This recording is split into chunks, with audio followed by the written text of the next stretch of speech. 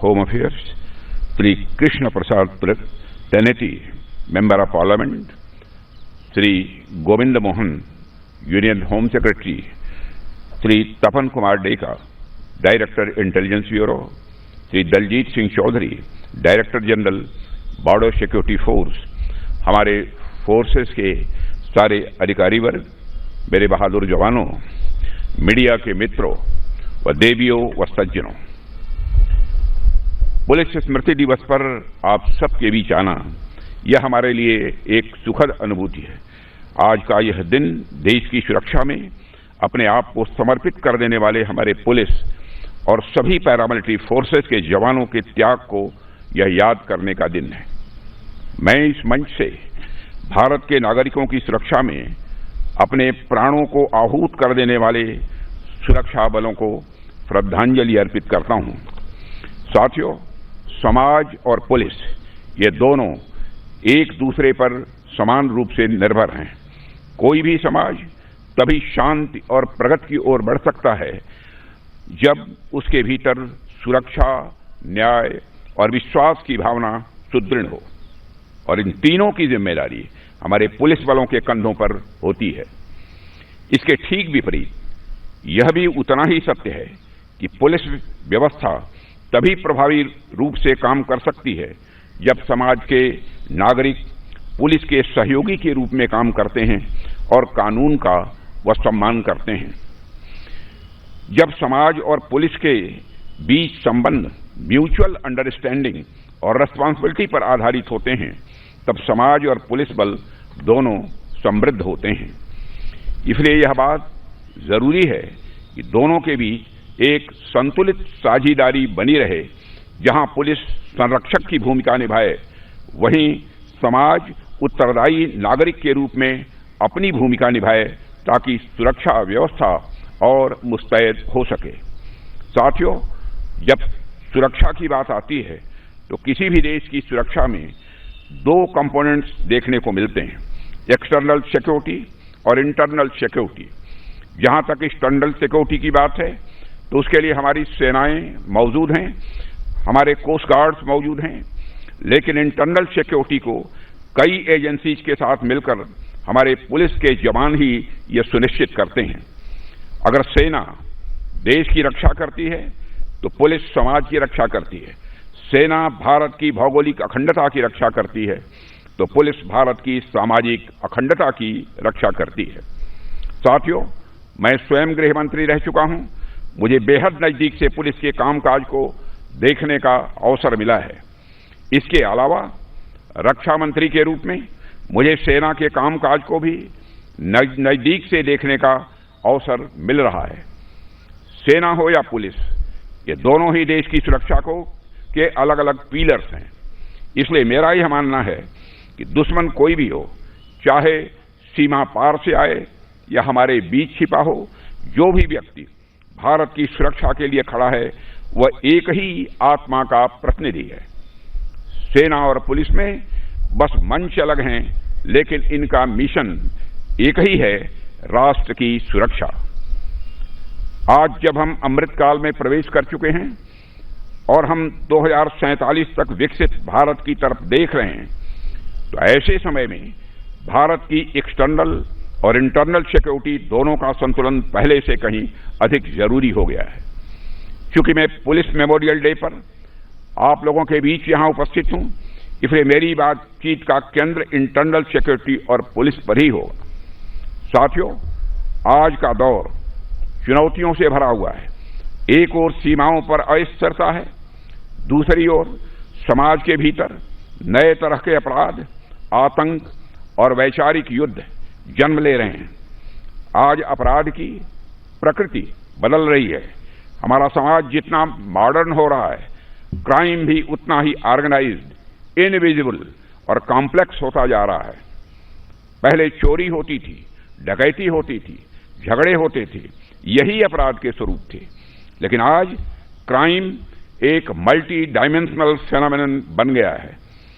अब अपराध केवल किसी व्यक्ति की प्रॉपर्टी या लाइफ पर अटैक नहीं करता, बल्कि वह हमारी प्राइवेसी, आइडेंटिटी और ट्रस्ट पर भी हमला करता है। एक जमाने में केवल पैसा चोरी होती थी, अब डाटा की भी चोरी होती है। कभी सिर्फ घर में सेंध लगती थी, अब सिस्टम में भी हैकिंग होती है। ये सब मॉडर्न क्राइम के बदलते स्वरूप हैं। हालांकि एक बात यह भी है कि अपराध का रूप भले ही बदल गया हो, लेकिन उसका उद्देश्य नहीं बदला है। उसका मकसद आज भी वही है, समाज में अव्यवस्था पैदा करना, विश्वास को कमजोर करना और राष्ट्र की स्थिरता को चुनौती देना। साथियों, इन्हीं अदृश्य खतरों से हमारी पुलिस हर दिन लड़ रही है, बहादुरी के साथ लड़ रही है। आज पुलिस को सिर्फ अपराध से नहीं बल्कि परसेप्शन से भी लड़ना पड़ रहा है। एक तरफ अपराध रोकना लॉ की डिमांड है, वहीं दूसरी तरफ समाज में ट्रस्ट बनाए रखना एक मॉरल ड्यूटी भी है। यह बड़ी अच्छी बात है कि हमारी पुलिस अपनी ऑफिशियल ड्यूटी के साथ साथ अपनी मॉरल ड्यूटी को भी बहुत अच्छे तरीके से निभा रही है। अगर लोग रात को चैन से सो पाते हैं तो इसलिए कि उन्हें विश्वास होता है कि सीमा पर सेना है और गली मोहल्ले में सभी जगह पुलिस हमारी तैनात है। यह विश्वास ही सुरक्षा की सबसे बड़ी परिभाषा है। यह विश्वास ही देश की स्थिरता की यह पहली शर्त है। आज देश के नागरिकों को भरोसा है कि अगर मेरे साथ कुछ गलत हुआ तो पुलिस खड़ी होगी। यह जो भरोसा है यही हमारे देश की स्थायित्व की नींव है। साथियों, जब हम देश की आंतरिक सुरक्षा की बात करते हैं तो हमारे आंतरिक सुरक्षा के समय जो एक और बड़ी चुनौती एक लंबे समय तक रही है, उस पर भी मैं आपका ध्यान दिलाना चाहूंगा। एक लंबे समय तक नक्सलवाद हमारी आंतरिक सुरक्षा के लिए समस्या रहा है। एक समय था जब छत्तीसगढ़, झारखंड, ओडिशा, आंध्र प्रदेश, तेलंगाना, महाराष्ट्र, इन सभी राज्यों के कई जिले नक्सलवाद से प्रभावित थे। गांवों में स्कूल बंद थे, सड़कें नहीं थीं और लोग भय में जीते थे। लेकिन हमने ठान लिया कि इस समस्या को आगे नहीं बढ़ने देंगे और हमारी पुलिस, सीआरपीएफ, बीएसएफ, सारी पैरामिलिट्री फोर्सेस और स्थानीय प्रशासन ने मिलकर जिस तरह संगठित तरीके से काम किया वह काबिले तारीफ है।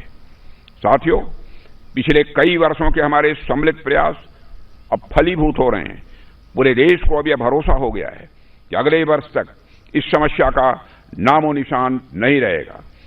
आपकी जानकारी के लिए बता दूं, इस वर्ष भी कई शीर्ष नक्सलियों का खात्मा किया जा चुका है।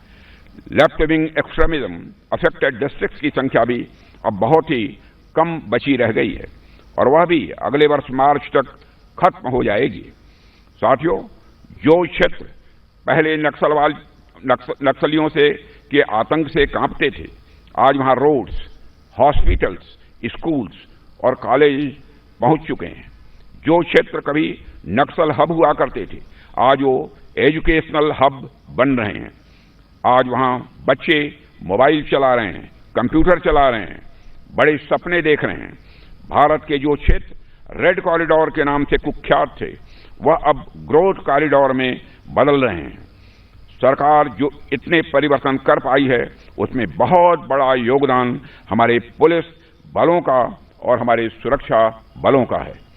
नक्सलियों के विरुद्ध अभियान की सफलता का आकलन इस बात से किया जा सकता है कि जो नक्सली पहले स्टेट के खिलाफ हथियार उठाते थे, आज वही नक्सली आत्मसमर्पण कर खुद को विकास की मुख्य धारा से जोड़ रहे हैं।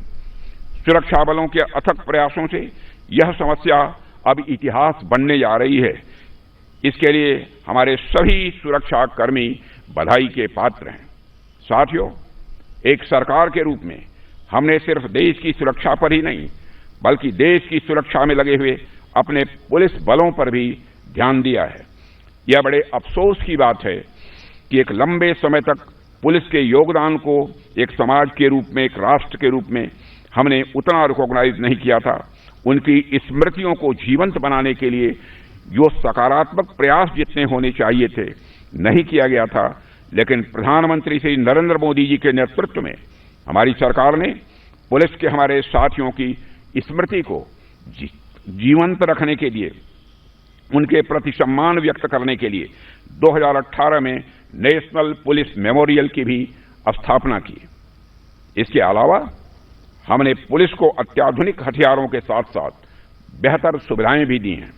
पुलिस बलों के मॉडर्नाइजेशन के लिए स्टेट को भी पर्याप्त रिसोर्सेज दिए जा रहे हैं। आज हमारे पुलिस बलों के पास surveillance system, drones, forensic labs और डिजिटल पुलिसिंग जैसे आधुनिक साधन हैं। हालांकि पुलिस को मिल रही इन तमाम सुविधाओं के बीच मैं ये कहना चाहूंगा कि एक राष्ट्र के रूप में हमारे पास चुनौतियां बहुत ज्यादा हैं, लेकिन उन चुनौतियों से निपटने के लिए हमारे पास रिसोर्सेज लिमिटेड हैं।